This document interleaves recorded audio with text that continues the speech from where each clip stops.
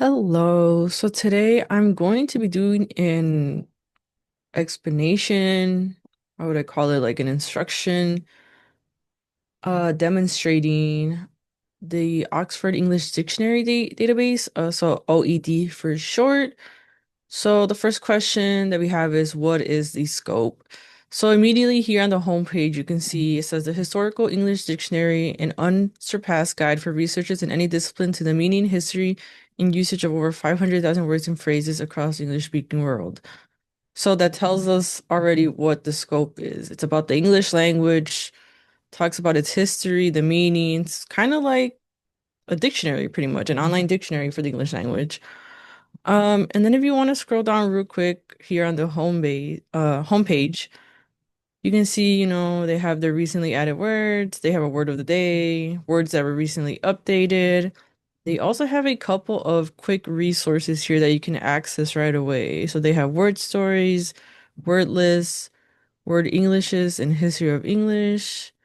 And then down here they have other ways you can contact them, learn about them, all these other things, other products that they may have here.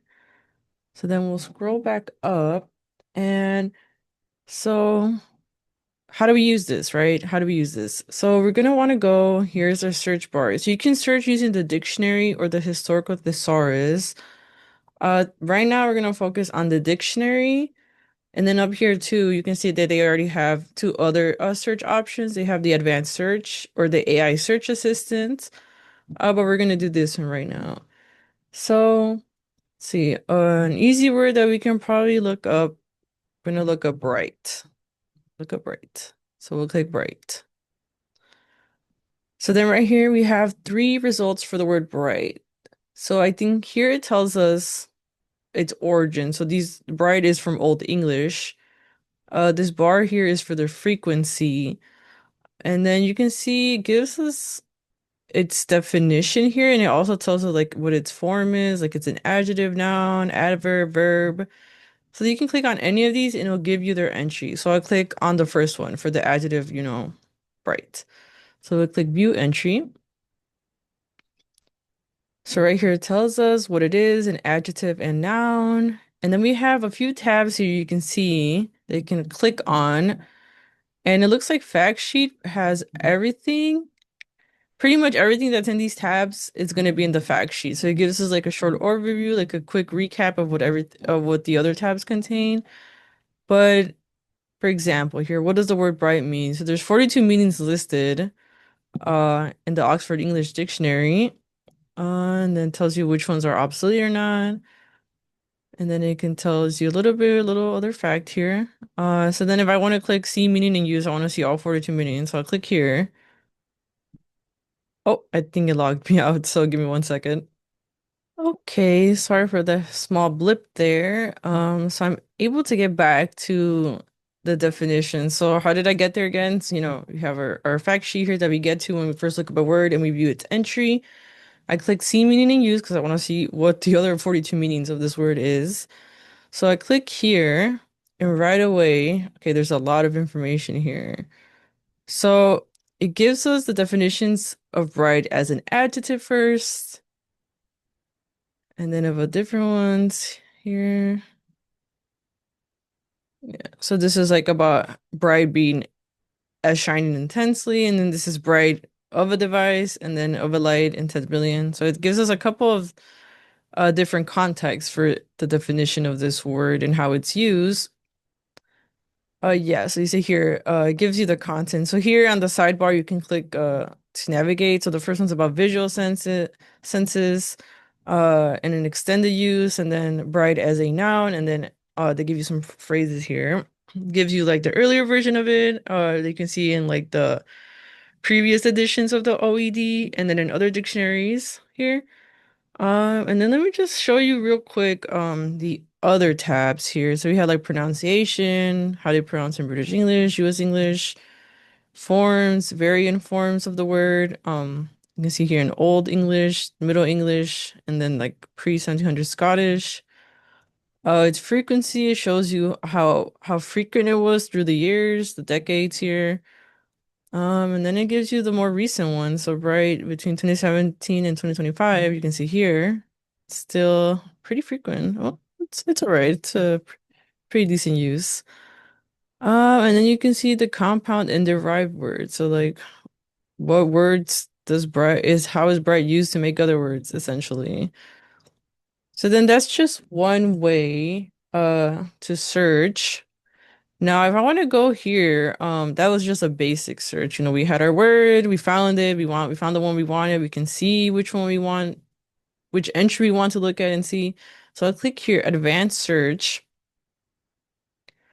So you can see it takes us to, I guess, like a general page of where you can start off your advanced search. So we don't have a word that we're looking up yet. We can see how many entries there are in the Oxford English Dictionary right now. So you can see over 500,000. So then you see meanings, quotation, historical thesaurus. So you can search by a different type of term. So the head word would be, you know, the word that's used for like the initial entry in the dictionary. So like if I did bright, I would put bright here because that's the initial search term that I want to find. You could look by definition, etymology, forms, quotation text, quotation author, and quotation work. You can do it by exact match. You can even add more terms here if you want to search more than just one word. So say you want to use bright, and then you have the quotation author, like say William Shakespeare used bright in one of his quotes. So you want to add that, and then probably add term, and then put his name here. And then you go down a little bit more, you have date of use. So you can use like when was it first used, or if it's recent, maybe think about like a social media term that's in recent years. You can be like, oh, it's from 2016 and it started using 2016. So you'll want to start here and then you'll update that. You can do it by part of speech, type of formation, the language of origin, usage, whether the words in current use are obsolete, regional English subject. So there's a lot of options here for the advanced search and how to filter out a few things. Like if you want to get very specific about it, like you know, like oh, your words from like a Creole or it's Basque. So you'll click on that, and then you're like, oh, it's like a human's word. So you'll click on that, and then you can really just kind of filter out and be very specific with your search, which I think is pretty good for an advanced search. It gives you a lot of options here.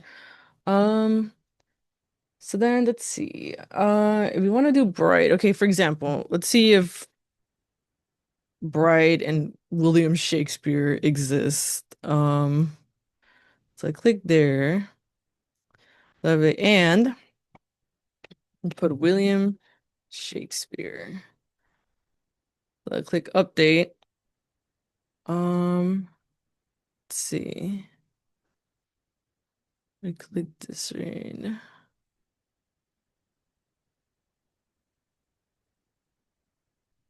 We'll do it the other way. William Shakespeare.